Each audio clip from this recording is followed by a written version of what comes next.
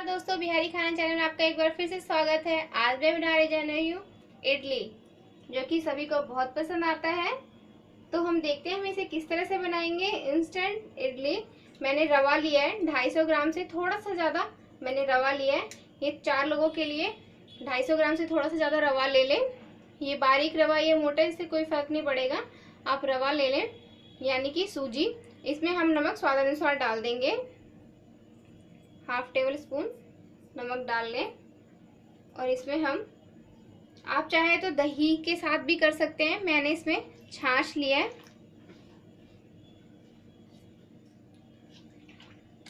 और थोड़ा सा हम इसमें पानी डाल लेंगे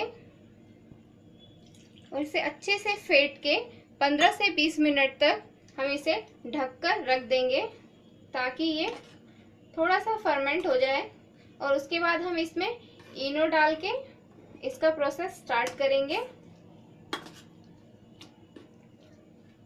250 ग्राम रवा में हम कम से कम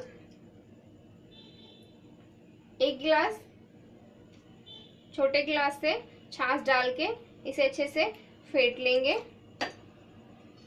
छाछ डालने से ये होगा कि इसका खमीर जल्दी होता है, यानी दही या छाछ आप कुछ भी डाल सकते हैं। और इसको इस तरह से चलाते हुए 5 से 6 मिनट तक, उसके बाद इसे हम ढककर रख लेंगे। तो दोस्तों, मैंने इसे 5 से 6 मिनट तक अच्छे से फेंट लिया है। अब मैं इसे ढककर रखूंगी। दोस्तों, ये बहुत ही हेल्दी रेसिपी होती है, तो इसलिए आप इसे 6 महीने के बाद के बच्चों को भी इसे ईजिली 1 से 2 इडली आप उन्हें दे सकते हैं। छोटे बच्चों में तड़का ना डालें। इसमें जरूरी नहीं कि आप इसमें तड़का डाल के ही बनाएं। इसे बहुत ही प्लेन तरीके से बना के अपने छोटे बच्चों को जरूर खिलाएं। ये बहुत ही हेल्दी रेसिपी है। तो इस तरह से हम इसे ढक के 15 से 20 मिनट तक के लिए रख देंगे। दोस्तों, सबसे पहले हम इसमें 1 गिलास पानी उबलने के लिए रख देंगे।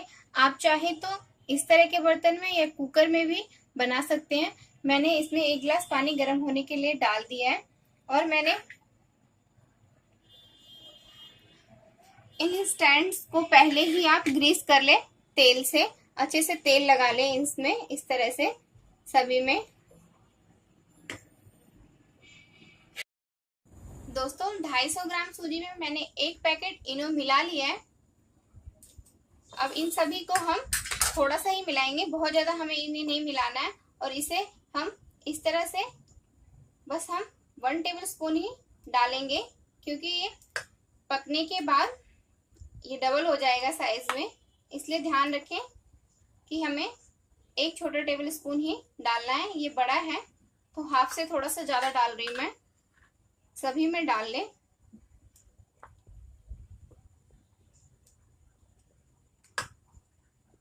दोस्तों, ये बहुत ही हेल्दी रेसिपी है, यानी कि डिश। दोस्तों, ये बहुत ही लाइट होता है, तो ये बहुत ही जल्दी पच जाता है और ये खाने में भी बहुत टेस्टी लगता है। इसे एक बार आप अपने घर पे सभी को बना के जरूर खिलाएं और आप भी इसे ट्राई करें। ये बहुत ही आसानी से और जल्दी बनने वाली रेसिपी है। दोस्तों, इस स्टैंड में ऑलरेडी ये बेस बना हुआ है, इसलिए हम इसमें कुछ भी अलग से डालने की जरूरत नहीं पड़ेगी बर्तन में।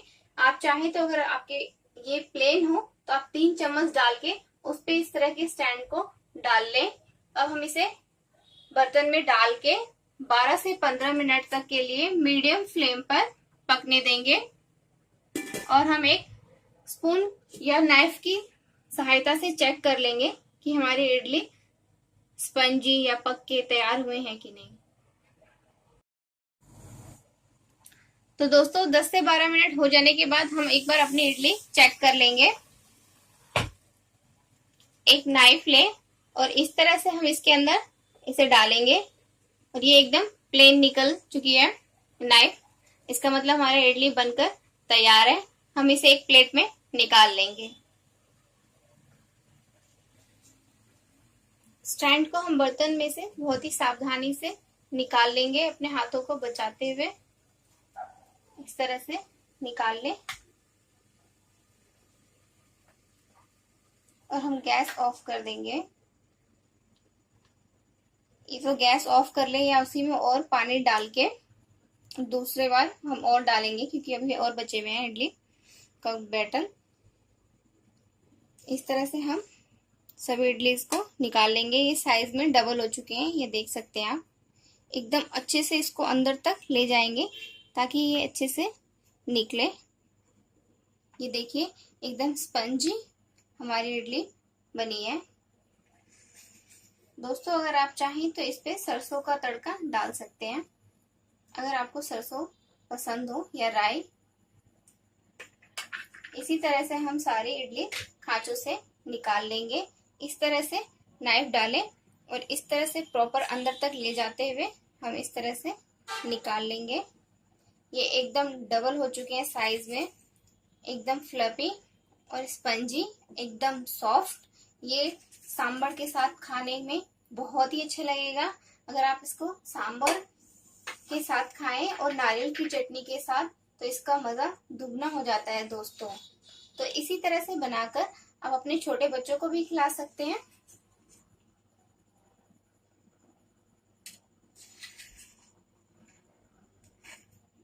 तो फिर से हम इसी स्टैंड में, अगर आप चाहें तो वॉश कर लें, वरना इसी स्टैंड में ऑयल ग्रीस करके बचे हुए इडली के घोल हम डालकर फिर से ऐसे ही बना करके तैयार कर लेंगे।